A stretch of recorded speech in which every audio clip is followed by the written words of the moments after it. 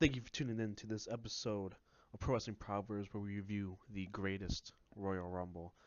The best way to support the show is to subscribe to us on YouTube and on iTunes.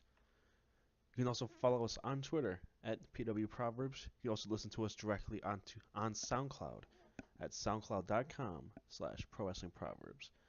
If you have an email and you'd like to have it featured on the show, send us an email at prowrestlingproverbs@gmail.com.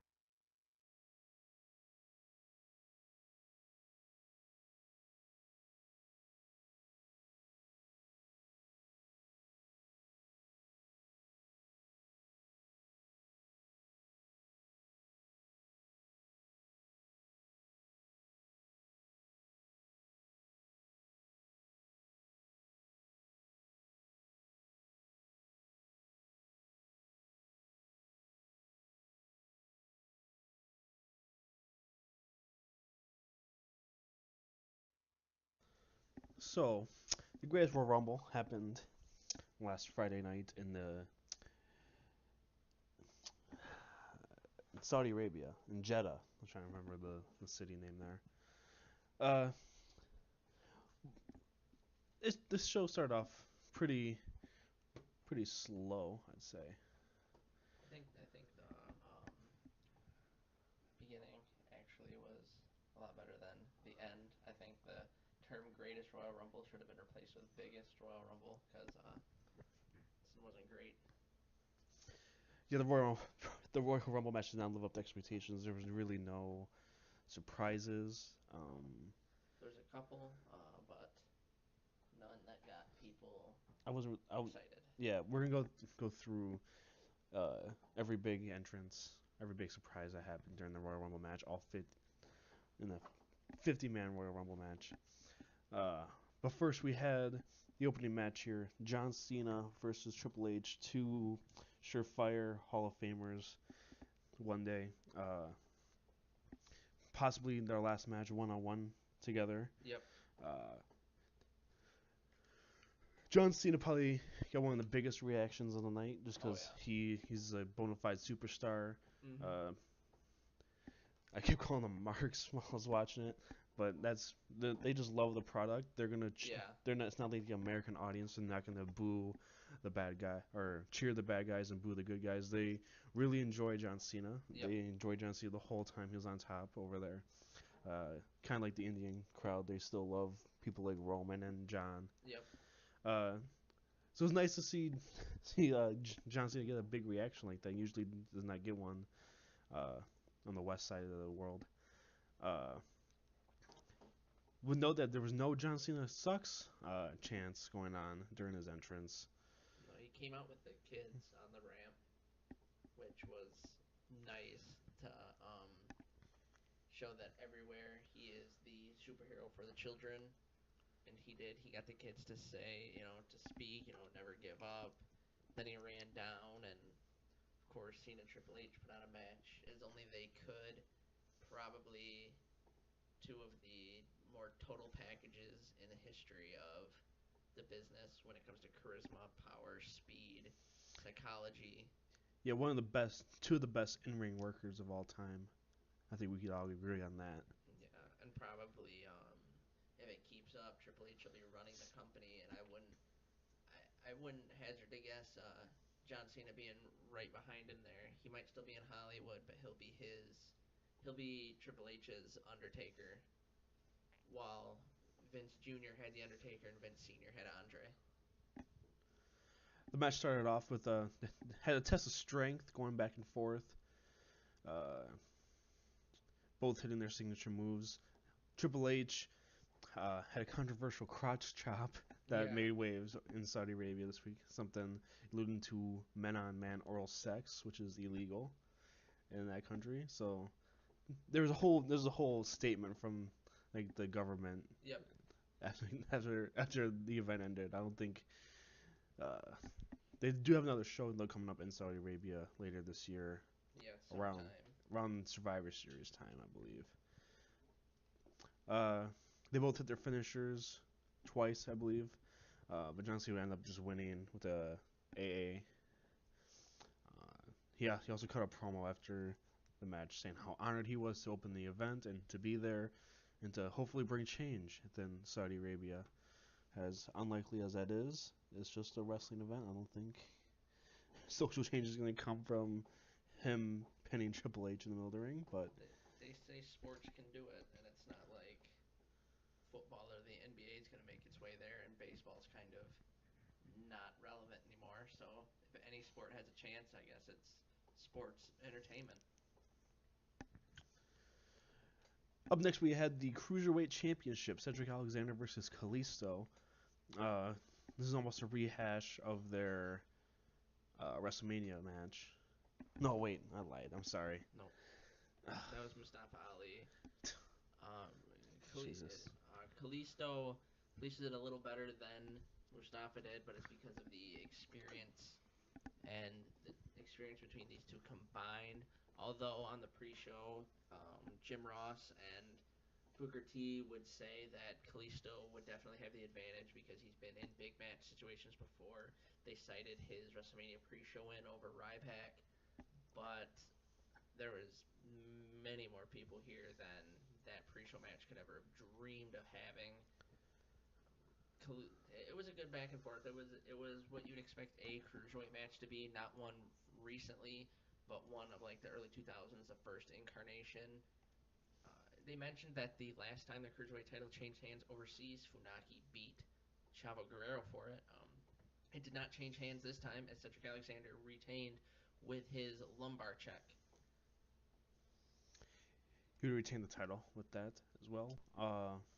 Up next we had Matt Hardy and Bray Wyatt versus The Bar for the vacant Raw Tag Team Championships. Very easy outcome to predict here. One team's on SmackDown, the other team's on Raw, and they're fighting for the Raw Tag Team Championships. The quest for gold is over. The expedition. The expedition for gold is over. Bray Wyatt and Matt Hardy would go on the win. Is there really much else to say here? No, it was a match between four of. I always think tag team matches are better when the participants in it can have singles matches as well, like a team, like say the Dudleys in the early days where they couldn't really split up. Um, but Bray, Matt, Cesaro, and Sheamus all could put on really well singles matches. So having all four and just combine all their different styles, it was a very good match. And it's kind of sad that we won't see the Bar face off with the newly named Leaders of World after this. But I'm sure eventually, maybe around Survivor Series time, when they do the big tag team match with all the tag teams in it, we'll get another chance to see them face off. Yeah, hopefully their paths cross again sometime. From one Hardy to another, Jeff Hardy defending his United States Championship against Jinder Mahal. Again, another easy match to predict here.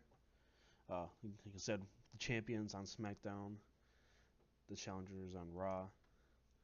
Um, Yeah, we could have seen potentially each of the championships switch brands, whether it be the Intercontinental. The Intercontinental would have had to switch along with the United States for it to work. And with Jeff winning this one, you kind of knew going into the ladder match that um, one of two people would end up being the victor. This was a good match. It's interesting to note that people like The Undertaker, Triple H, and John Cena always get commended for their part-time work at the age above 40, or Chris Jericho for his work at his old age. And then you have both Jeff and Matt out there. They've been on a constant full-time schedule since they debuted, even though they would go to TNA, Ring of Honor, their Omega promotion, they still constantly had a full-time schedule. And they haven't really changed their style up. Matt still will hit his bigger moves when needed. Jeff still whispers in the wind and does a swanton bomb. So I think these are two of the better, if not best, performers that the industry's ever seen, 40 or above. yeah, especially with the style they work and how much suffering they put their bodies through Yeah, throughout the years, that they're still putting on this caliber of matches so late right. in their career. And that's after coming out and having a recovery from each of their drug addictions. and they're still performing at an A plus level when other individuals would drop off the face of the earth for a couple of years, or but they stayed. They're consistently on top no matter their age. Yeah, the Hardys have a great story. If anybody listening has not learned the full story of the Hardys, they're coming up through wrestling, all the struggles they had during their career and their comeback. It's definitely worth looking into. Uh, the one I do want to note the one moment in this match that was circulating around social media Mm-hmm. was uh, Ginger just not paying attention at all Yeah. while Hardy was going for his whisper in a ring, and he just completely missed. I thought that was good, but then just falling over. Yep. And then Jinder went and tweeted on Twitter that he was playing possum. That I don't know.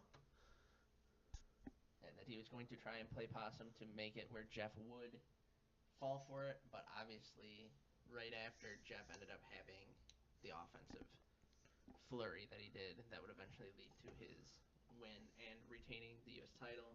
It's fun that the Hardys each have a championship and they're not the tag champions. It's rare that this happens. It's happened maybe a few times. One was when Matt was ECW and Jeff was WWE champion. There might have been a time when they had the lower titles like the light heavyweight and hardcore, but it's always fun to see both do well and not necessarily needing each other. Up next, we had our first of three WrestleMania rematches. We had the Usos versus the Bludgeon Brothers. Yep. Uh, the Usos had to earn after earning their championship rematch. They still didn't fare as well as they Nope. did last time. The Bludgeon Brothers came out and completely double teamed them and really made quick work of the Usos here. Um, Yeah, there wasn't anything too special about the match. I just don't think the Bludgeon Brothers really have a good. They might have chemistry together, but I don't think with other teams they have good chemistry. The only, really, if you look back, the only big feud that really worked out was the one with the Shield, and that I think because you had Bray and you had the other three. yeah, But since then, these two really together, they don't make magic. yeah, they don't. This is a team that's being carried by Luke Harper. No Yeah. offense to Eric Rowan, he's being carried to this point. Yep. Uh, I'm happy for Luke Harper. He does with the work he's been putting in these past couple years. He deserves a spotlight like this. Hmm. I'm glad to see he's getting it, but man, I don't see how long they could have this tag team last. No, I think that's why the SmackDown tag division kind of got a little oomph with Sanity, and I mean they kept the New Day there. I found it interesting by keeping the New Day and the Usos there. You'd think they would have sent one to Raw, but it's probably because they don't know how long this Bludgeon Brothers experiment is gonna last. Yeah, I don't see it lasting too much longer here. But the Blood Brothers would retain the titles after hitting a double power bomb on the Usos. Up next, we had our fatal four-way Intercontinental Championship ladder match. Yep. Seth Rollins, Finn Balor, The Miz, and Samoa Joe. Uh, And with Jeff Hardy winning the title earlier, you knew that either Finn or Seth was gonna walk out of this with a title, as it had to stay on Raw.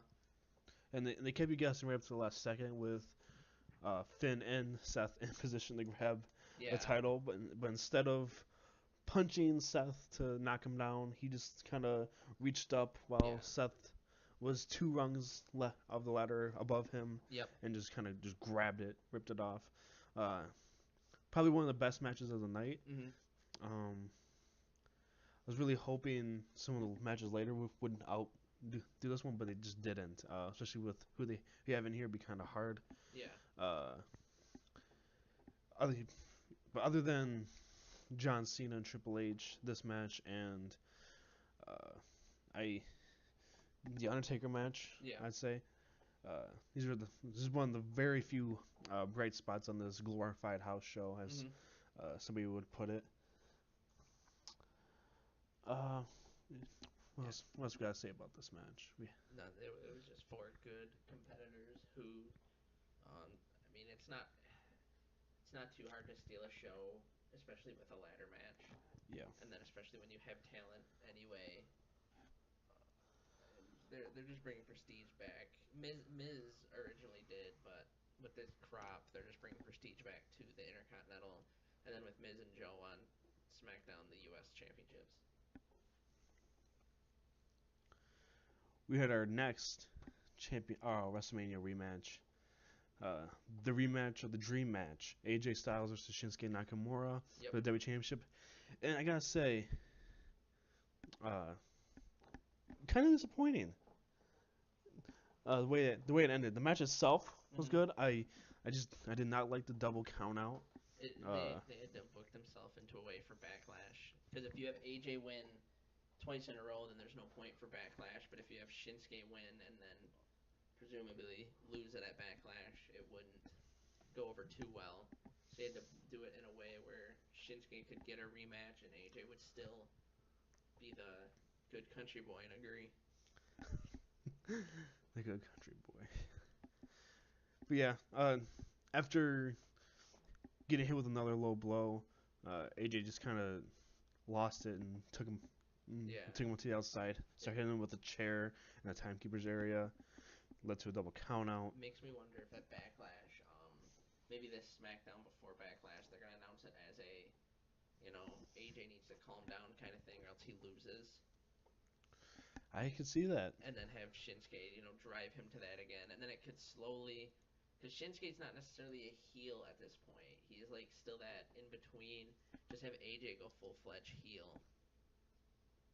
And I mean, I think AJ plays it better anyway because then he's a bad guy. Because when he's a good guy, like I said, he's just a country boy with his club friends.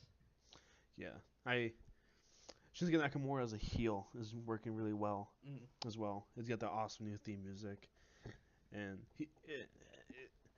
it really is it's refreshing to see. It's refreshing to see from where he was a couple Yeah. months ago. Has feels like his character has a lot more depth to him now, Mm-hmm. as being just like the good guy. Oh, I'm just a really good wrestler. I got cool music. Everybody loves me. Yeah. I'm an artist. What I do in the ring is my canvas. Uh-huh. But now he has some edge to him, and well, like a little edge. Not Adam Copeland, but Shinsuke Nakamura. Up next, we had Undertaker's match. Yes. That's Undertaker, one of the 5 reported requested people by the Saudi Arabian um, booker. He reportedly requested Undertaker, Jim Ross, Jerry Lawler, Ultimate Warrior, and Yokozuna for the show. Which that should show you the time. three dead men. It yep. It confuses me though because Ross and Lawler, by the time they started calling matches together, Warrior and Yokozuna were out of the picture. So like the whole, it doesn't connect. But but I mean they requested them. Obviously Taker's gonna go. People act shocked he did, but you read all the time. Oh, it would have been 3 years ago. He showed up with Kane in a Mexican house tour to face Harper and Rowan, Yeah. or he shows up in the European tours. I don't think he's gonna turn down a trip, especially with being the bigger name. Um, Another interesting report was that Aiden English got hurt, but then Aiden English tweeted out that people essentially need to just mind their own business because he was not. He tweeted something along the lines of, "I'm glad that they're reporting on something that I didn't even know about." Well, I just don't know why people thought Taker hurt Aiden English with a tombstone. He has done it for ever now, and done it on much bigger men that probably shouldn't have taken it, and he's kept them safe. Done it to celebrities, done it to yeah, women. yeah. He the only backing of that rumor is that they saw him get taken out of the casket and get help to the back for some reason. Yeah, So that's where that rumor is coming from. Well, I guess we'll find out on SmackDown. I'm thinking it was supposed to be because it was just Rusev's casket match. They've done this before with managers where they'll pull the manager out and then they'll wheel the person to wherever the casket goes, just so that way it's like, oh, the manager is not going to be taken back. But yeah, Aiden English tweeted that he was fine, and I believe it. I mean, it was a good match. Rusev got more offense than Cena. He hit all of his big. Yeah, he had a way more impressive outing against Undertaker than John Cena did. Yeah, he had his super kick. He had his spinning heel kick. He tried. I don't know if you got it locked in, if you got the accolade locked on or He not. he he was about to, but then English called it off, which I I never get. I mean, I watched. This goes into the Rumble, but I watched the Royal Rumble with my dad, and they were doing a submission hold, and one of the announcers was like, "Oh, why do a submission?" And then my dad points out, "Well, if you get them weak, they can't use their leg, and you can just toss them over."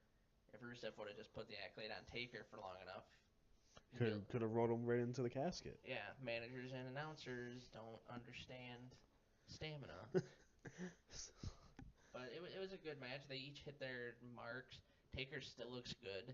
It shows that it wasn't just for Mania. I mean, I know it's shortly after, but you can definitely make yourself look good for a night Yeah. and then let yourself go. But he did not. Yeah, everything was hit. No last stride again.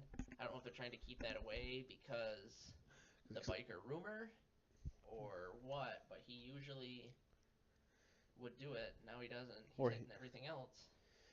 yeah, I think Undertaker's gonna be. He'd be definitely be back. I would put money on Yeah, before WrestleMania. there's rumors, as I mentioned before, of him winning the title and then dropping it to Cena at Mania. So that way Cena's 17th is won at WrestleMania 35 from The Undertaker, which would make it more special. And then Taker could have one last run.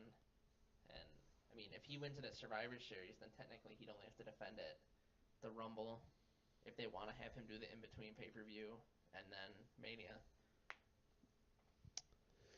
Speaking of only defending the title every couple months, Mm-hmm. Brock Lesnar decided to defend his title twice Yes. in a month. We had his WrestleMania rematch inside a steel cage Yep. against Roman Reigns for the Universal Championship. Again, another surprise ending. Pretty sure I predicted Roman to win Mm-hmm. this match. You I did. thought he would. And apparently, again, the same rumors going around backstage that everybody except for the four Yep. knew knew that Roman was winning. They even had advertisements ready with Roman with the championship made up. Mm-hmm. Uh, but again, they decided to change it, Yep. let Lesnar win, uh, carrying on his championship reign, presumably until SummerSlam. At this Yep. point, I don't know if he's going to be defending the championship again Yeah. between there. This is usually his off time. He usually doesn't show up much around Mm-hmm. this time. So he's probably going to break CM Punk's record of Yep. 434 days as the longest reigning modern reign. But As I said, some controversy in this match, I could see him taking it into the UFC.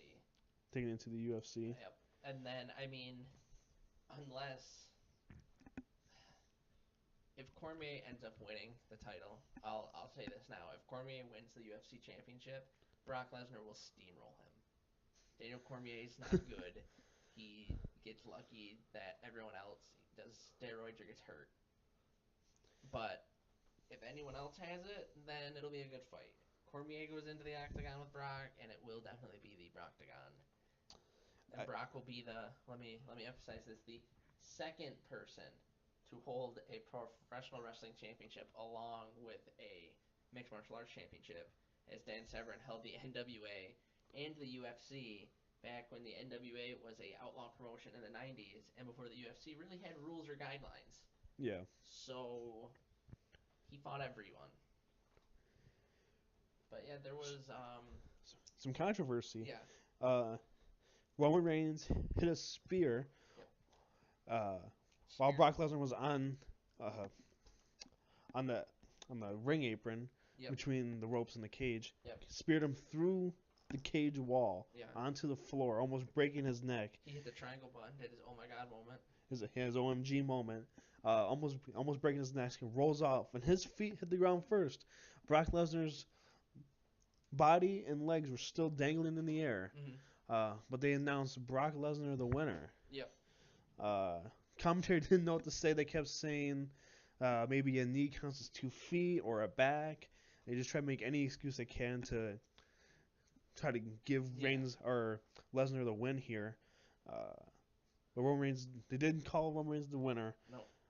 Or Brock Lesnar the winner. I keep wanting Roman Reigns to win here. I just keep saying it. So now Roman's lost Yep. twice. Yeah. Uh, And do you, it's not like he didn't botch this spot. It's been done before. Bobby Lashley did it with Umaga during yeah, their feud, and Umaga rolled like he was supposed to. What Roman was supposed to do was not go as hard.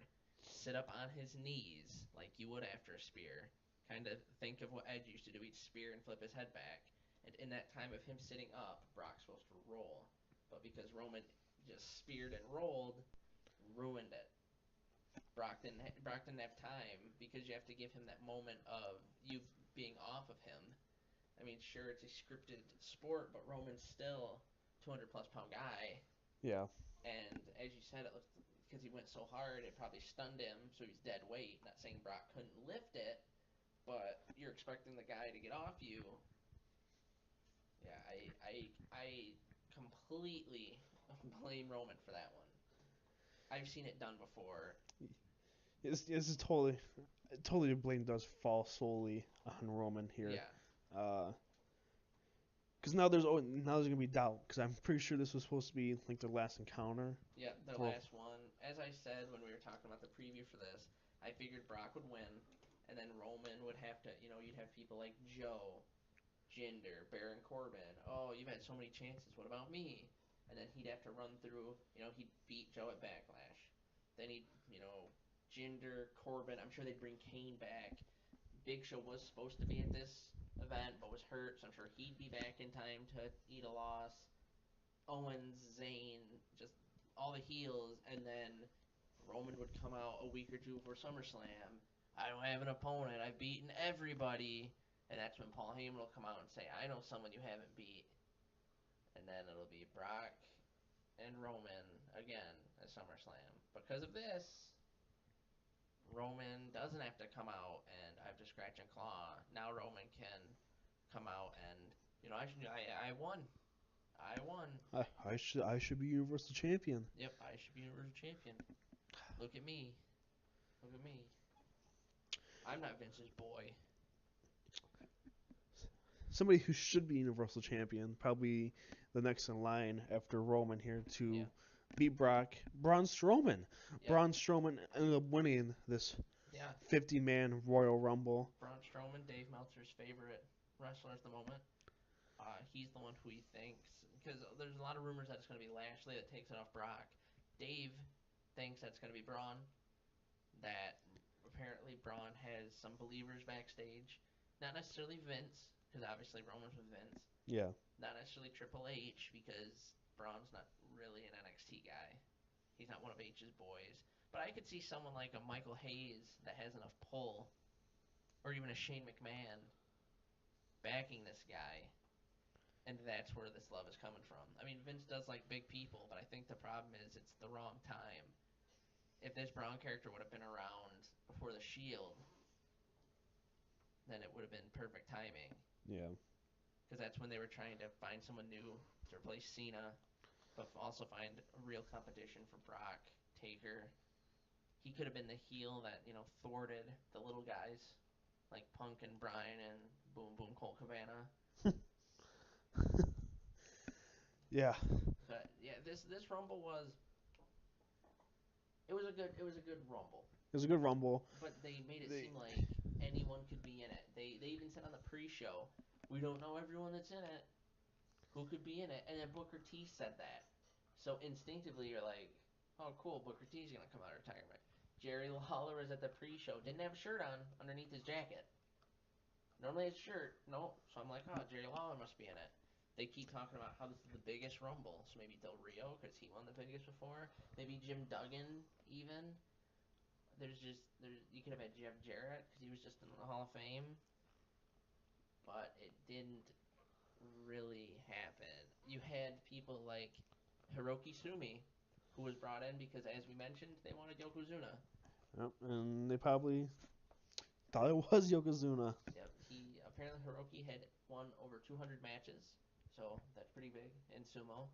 No, usually getting over 100 is pretty big, so the fact that he doubled that mark, that shows how good he really was.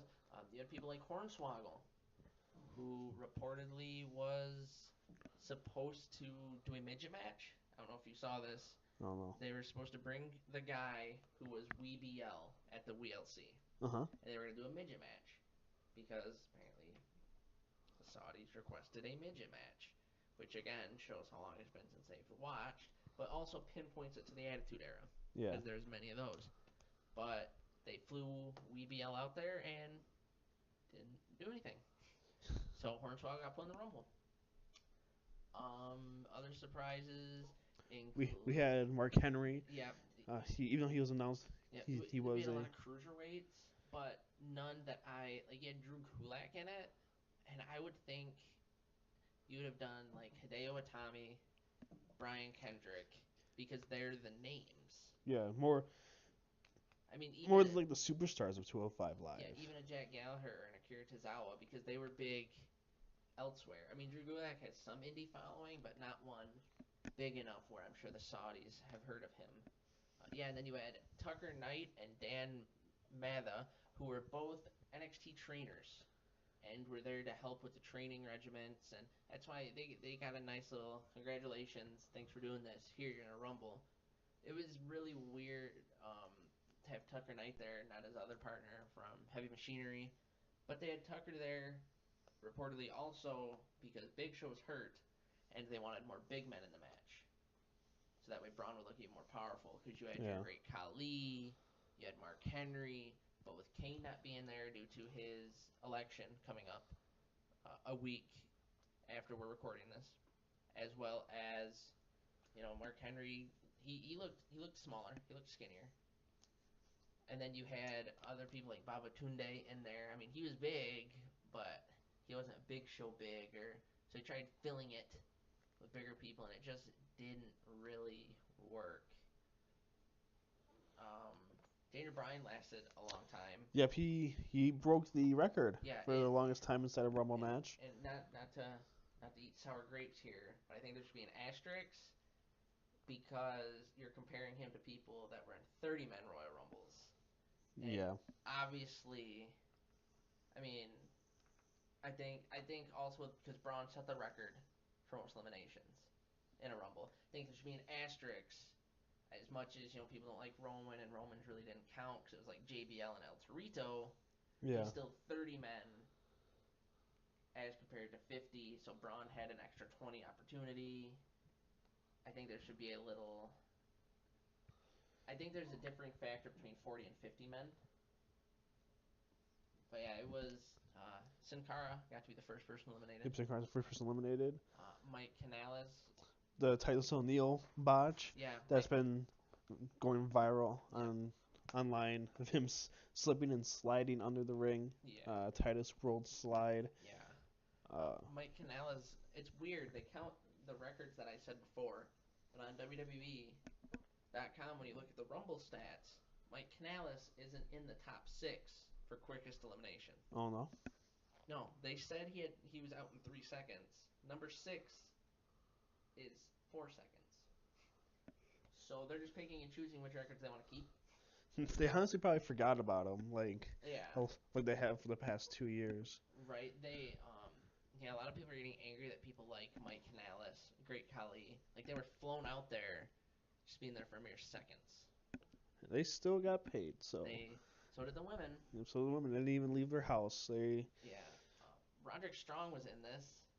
Uh, of Undisputed Era. Yep. I would have done Adam Cole, honestly, but I mean, just because of everything Adam Cole had done, you'd think you'd want to reward him. But Yeah, yeah. This was a very weird Rumble with yeah, I who don't. was in And it. the thing with Roderick Strong is too, he has a family. Adam Cole doesn't.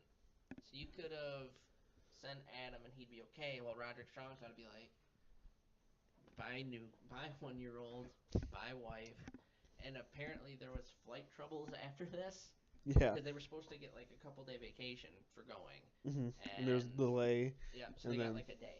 yep, they got some people got like 17 hours. I think I saw on Twitter, Yeah. and then they all flew into New York because they're all gonna go together Yep. to Raw in Montreal. Mhm. And that flight got canceled, so they all had to drive from New York to wow. Montreal, Canada, Oh wow. for Monday Night Raw. So uh, tough past couple of weeks. Yeah. I'm sure they're extremely tired. They're gonna enjoy these next couple of days off here before their next house show tour over the weekend. And also interesting. I mean, normally no surprises wouldn't be awful, but everyone who fought earlier in the night was not in this rumble, Yes. which that usually happens, but usually people who have stamina that are in both.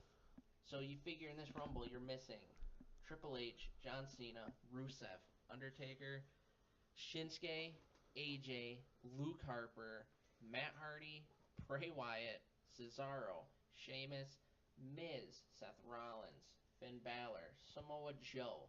Like Brock wouldn't be in it, so I'm not gonna say him, but even Roman.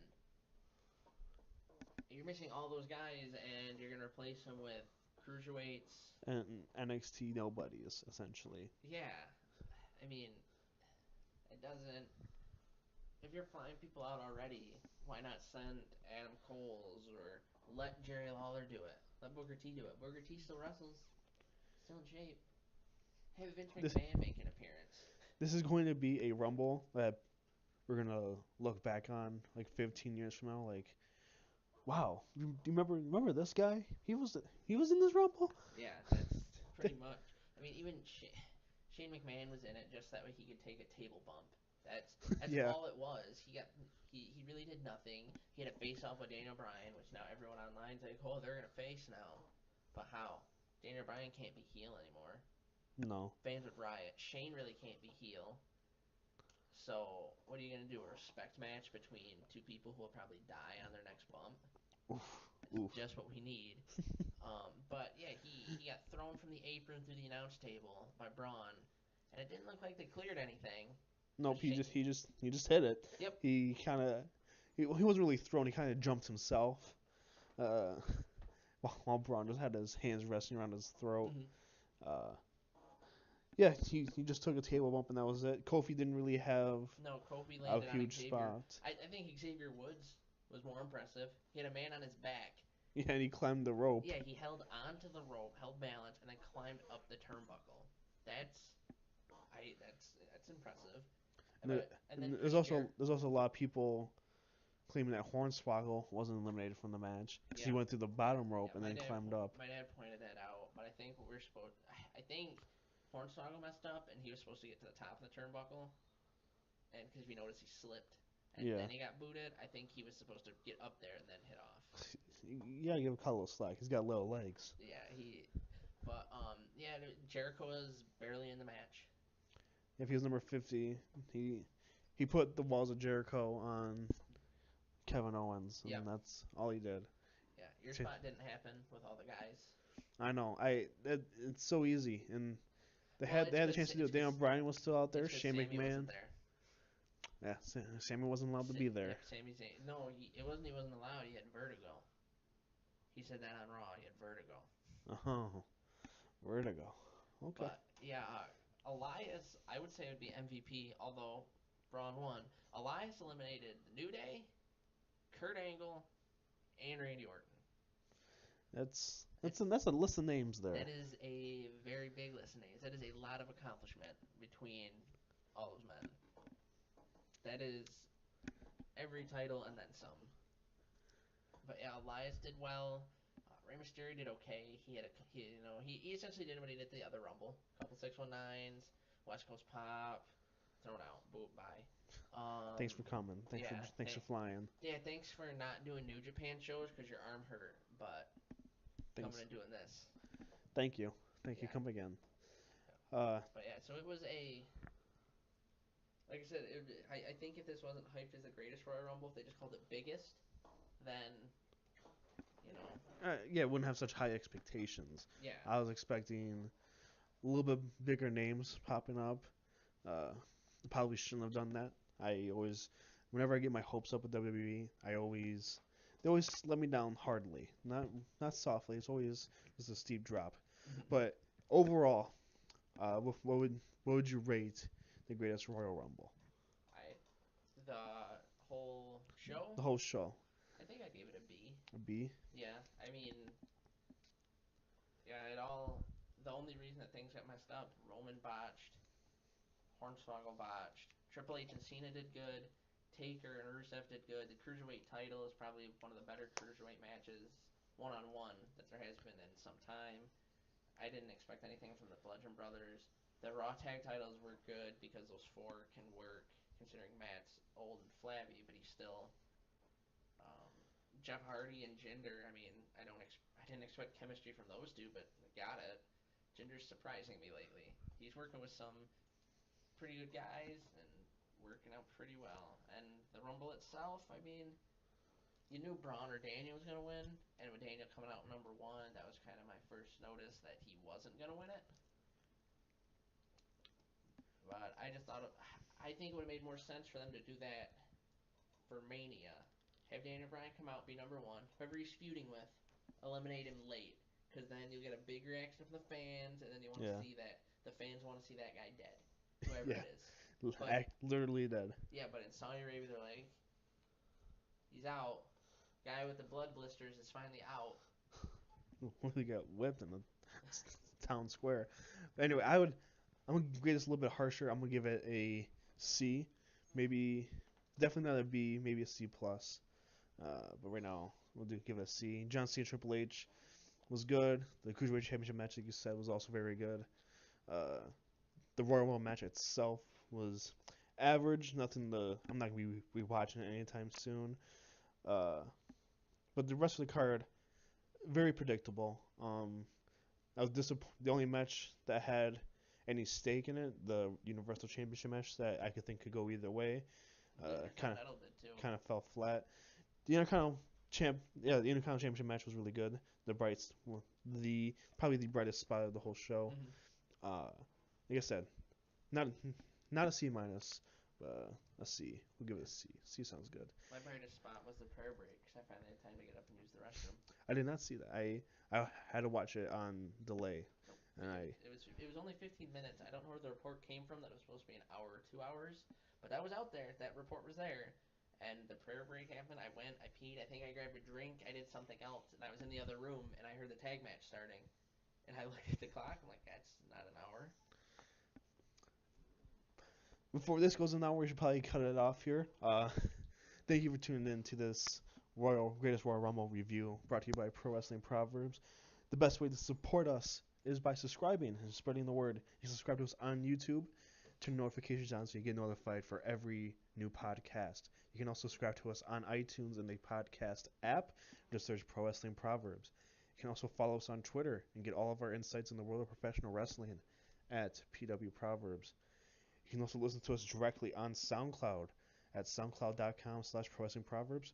And if you want to send in your Greatest Royal Rumble review, or if you have any questions that could be featured on the show, send us an email at prowrestlingproverbs@gmail.com. Mark's mailbag.